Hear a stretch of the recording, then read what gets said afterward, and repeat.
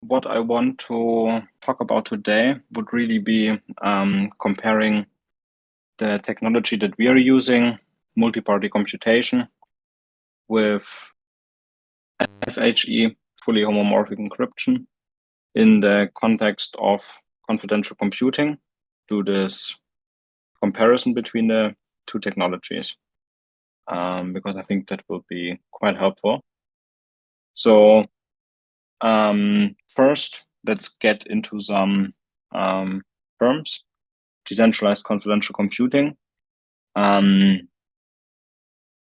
is essentially a new type of term that we are trying to introduce in order to specify a new type of network. And Arcium is a decentralized confidential computing network, but there are other kinds of DCC networks as well, right? So there's FHE-based networks and there's TEE-based networks. And so what DCC really should stand for would be trustless confidential computing. And there's different kinds of properties that matter. And what this comparison really should focus about is execution times and performance. Because scalability and ease of usability, accessibility, that's what matters at the end of the day. Doesn't matter if one is building the best network on a theoretical level, but nobody is able to use it because it costs too much, and there's a incredible latency penalty associated with it. And so I went over the different kinds of technologies already in the past. I really want to focus on FHE and MPC in this episode, and so TEEs, as I said many times in the past, with their dependence on a fully trusted supply chain, a fully trusted proprietary supply chain, really places the trust in different entities, and places the trust in no exploits, no vulnerabilities being part of those architectures. And what we want instead is trustless systems. And in order to achieve trustless systems, we can't have any trusted intermediaries. What we need instead is mathematics and proofs about the correctness of mathematical expressions. And so this fundamental trust model doesn't work at all. And this describes it perfectly. There's just a myriad of vulnerabilities and exploits that have come up over the last years and continue to pop up. And it's just a matter of time since we've seen so many exploits in the past that new exploits will be seen. And so building systems that heavily rely on these trusted execution technologies is the wrong approach, in our opinion. Zero knowledge proofs are the wrong technology for what we're trying to achieve, since we want autonomous execution. And so fully homomorphic encryption is very interesting technology. And as you see, very closely relates to our technology with the kind of multi-party computation that we're running with. And so FHE allows for computations over ciphertext without having to decrypt the ciphertext into a plain text representation. And so encrypted data can remain encrypted, and still arbitrary, or to some degree arbitrary, operations can be performed over that encrypted data. Now, the problems with FHE is that there's different kinds of limitations. So significant slowdowns above many orders of magnitude. And so it's not unusual to see 1,000 to 10,000 times slowdowns for operations, which makes it completely impractical for a lot of use cases where confidentiality would be required. And then that's to some degree caused by so-called bootstrapping, so the need for bootstrapping operations. And where that comes from is that fully homomorphic encryption basically means that the type of encryption allows for homomorphic operations in respect to two operations, additions and multiplications. You can think of that as the most basic operations that can be performed over data. And that's a completely different kind of computing model compared to what we're used to with our processors, right? There we operate over bits and logical gates between those bits. And what we see with these kinds of cryptographic schemes is that the most basic operational gates are addition gates and multiplication gates. And so the homomorphisms for addition are relatively straightforward and don't come with the significant latency penalty. However, multiplication essentially requires that after a number of multiplications have been performed over some ciphertext, so-called bootstrapping is performed, which reduces so-called accumulated noise from the ciphertext, because for every multiplication, noise is being introduced into the ciphertext. It grows essentially, and if there's too much noise, you can't continue on performing multiplications, and so bootstrapping is required, and that makes it very slow and costly. And on top of that, it doesn't natively support selective disclosure. So the ability to reveal information about the plain text from the ciphertext without having to reveal the entire plain text, right? So to form statements about the plain text, to, for example, generate proofs and reveal a subset of information, which in the context of decentralized systems is important if it's desired to perform some sort of settlement operation back onto a public ledger that allows, for example, for public asset transfers based on information revealed. And verifiability also is not provided out of the box by those systems. And so in practice, what we also see is that although on a theoretical level, FHE should sort of provide zero trust, that's not the practical reality. Instead, those systems also require the use of MPC to function. And so besides their severe functional limitations, FHE, in our opinion, is not the answer to decentralized confidential computing. And so what we instead utilize is MPC with somewhat homomorphic encryption. And so let's start off with secure multi-party computation. So for that, we have a set of players. We would call that N players. And then we have a secret X that we denote with those brackets as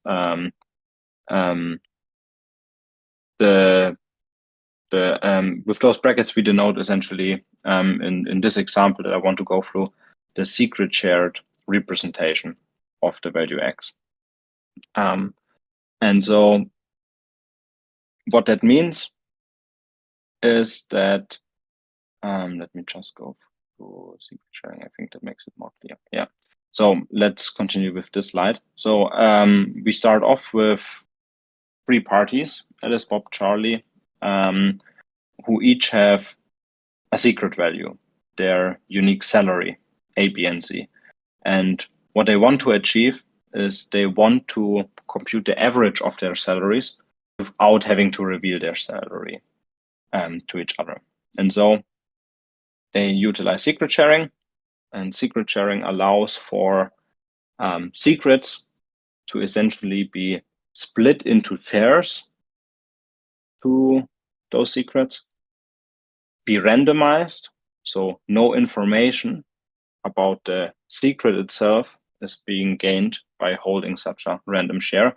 And then those random shares are distributed to peers that are part of multi-party computation.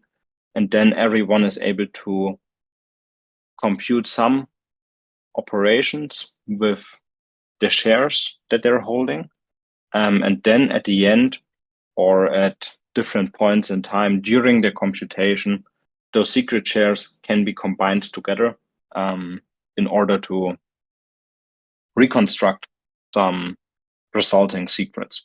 And at the end, that would be the output of the computation that can be reconstructed. And so secret sharing, again, we're using this representation.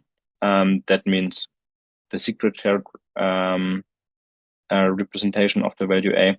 That would just be in the most simple case, if we are using additive secret sharing, 3 values A1, A2, A3, with their sum being the original secret.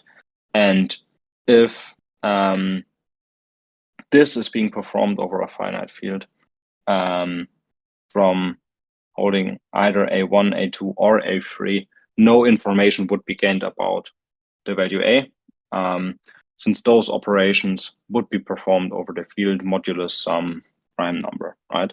And so that would be the most simple case of performing secret sharing. And in this example, Alice, Bob, and Charlie would now share 2 of the 3 shares that they have generated for their secrets with the others. And so at the end, Alice would end up with 1 share to her own secret, 1 share to Bob's secret, 1 share to Charlie's secret. And the same is true for Bob and Charlie. And now that everyone has 3 secret shares, all associated to a different secret, they are able to perform local computations. So every party computes a sum of those 3 shares. Again, gaining no information about the salaries of the others, because they just hold those randomized shares.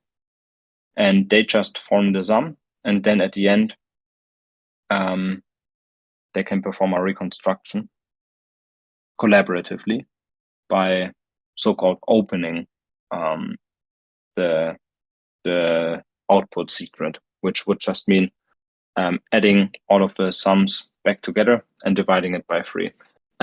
So that's a very, very reduced, simple example, but it shows how secret sharing can be used to perform multi-party computation. If we go back to the previous slide,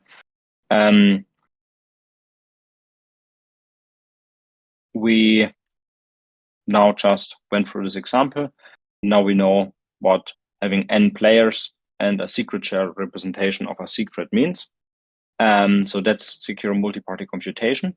And somewhat homomorphic encryption essentially means that there's a homomorphic addition, just as we saw. That would be homomorphic addition that we had in this example, where each player just locally is able to add a different value to their own share without having to exchange more information.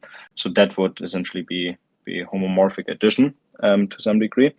And so with somewhat homomorphic encryption, it's possible to just perform homomorphic addition as usual. And in theory, it would also be possible to perform homomorphic multiplication, but only a limited number of multiplications until there's so much noise essentially accumulated over the ciphertext that it's impossible to perform more multiplications. And so there's no bootstrapping in the system. And at the end of the day, we also just make use of the additions. We don't make use of multiplications. That's the secret sauce essentially. And we introduce a trust model. In our case, that would be dishonest majority, but honest majority could also be introduced. So the trust model 1 out of n. And on top of that, the system brings great scalability with the numbers of players. And so let's go into more depth now. So the computation itself is split into two phases, preprocessing phase and online phase. Now, why do we need to split the computation into two phases?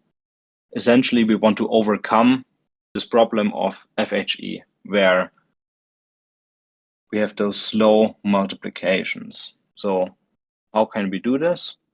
We don't perform homomorphic multiplications. What we do instead is we essentially generate correlated randomness. We perform multiplications during the preprocessing phase that are independent of the actual values that are being used and the algorithm that are being executed. And then in the online phase, then when a computation occurs, we make use of that data to be very fast. And so how you can think of it is really within Arcium, those nodes continuously run pre-processing in order to have data available. And then when our computation comes in, they have this data and can have very fast online phases that are very close to plaintext execution times. So that's the rationale behind the system, essentially, to make use of different arithmetic properties in order to make this online phase as fast as possible. So with this kind of MPC, what we have is with SHE, we have those homomorphic additions over secret shares. So you can think of it as, again, secret shared representation of A, secret shared representation of a value B, added together would be equal to the secret shared representation of the sum of both. And that would just be each player holding a secret share locally performing this addition. And so that would be homomorphic additions, super straightforward. Constant addition can also just be performed locally by anyone. And constant multiplication is also homomorphic. No problem at all. Can all be performed locally. Now, multiplication is a bit more complex. So what we do in order to represent multiplication, which is required, maybe you're wondering, why do we need addition and multiplication? This seems strange, but if we have multiplication and addition, what we are able to construct essentially would be NAND gates, and with that we can represent any type of computation. And so for multiplication, we have the following, a so-called Beaver triple. And Beaver triple, as mentioned earlier, is correlated randomness. So what that means is that we have a value A and a value B, and the product of those two values is the value C. Value A and value B should be random, and C as the product is correlated to those two random numbers. So that would be correlated randomness. And no one should know the value A and the value B and the value C. Instead, A, B, and C should only exist in a secret shared form. So I'm omitting how pre-processing works exactly in this presentation. For this, we're using so-called oblivious transfer. But essentially what we get from the pre-processing phase is you can think of it as a large stack of A, Bs, and Cs that are correlated, and every player has a secret share to those values, but no one knows the full values. And they express this relation of being two factors in a product, which is very important, as we'll see in a second. And so what if we again have some value x, and let me just draw everything right here. So if we want to perform a multiplication, we have a value x and a value y, and we want to compute x multiplied by y. So two secret shared values should be multiplied together. What we can do now is we can make use of a Beaver triple by computing two values, a value d and a value e, which are just being computed via a simple subtraction. And those two differences, d and e, then are being revealed collaboratively. So the shares to those secret values are being opened amongst the players.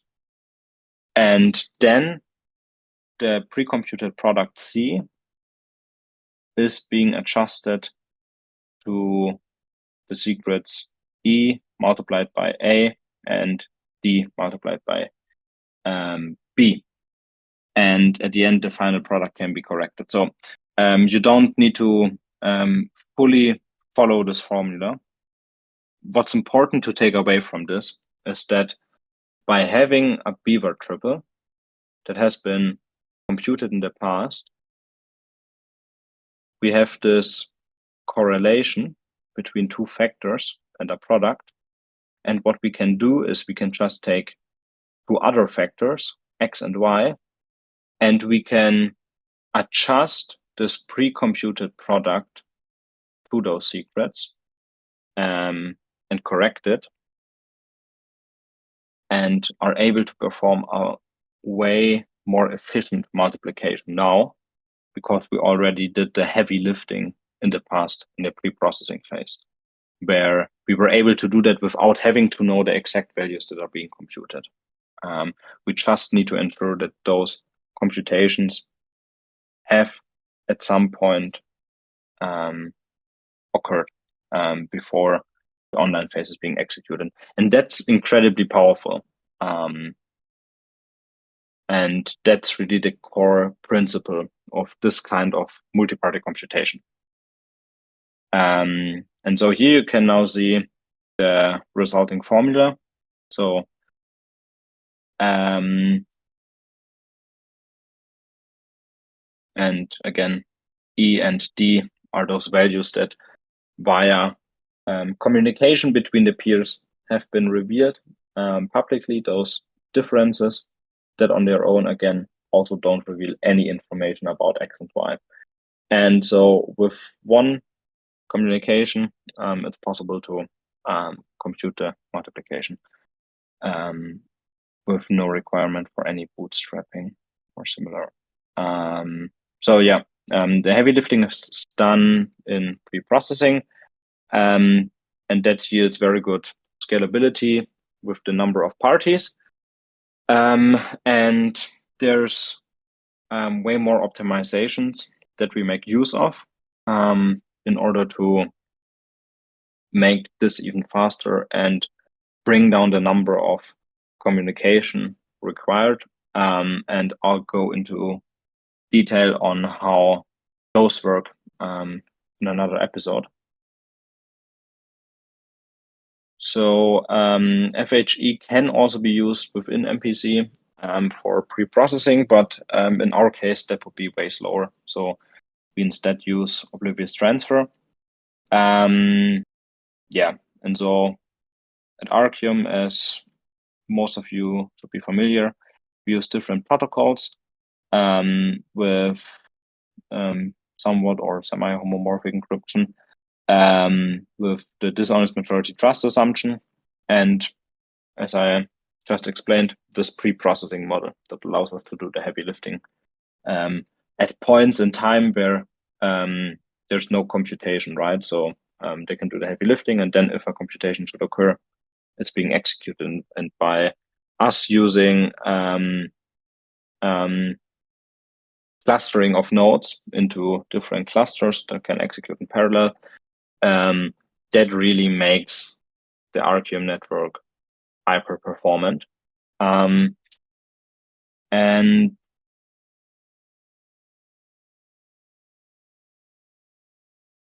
yeah, I think that should be most of the information I wanted to talk about today.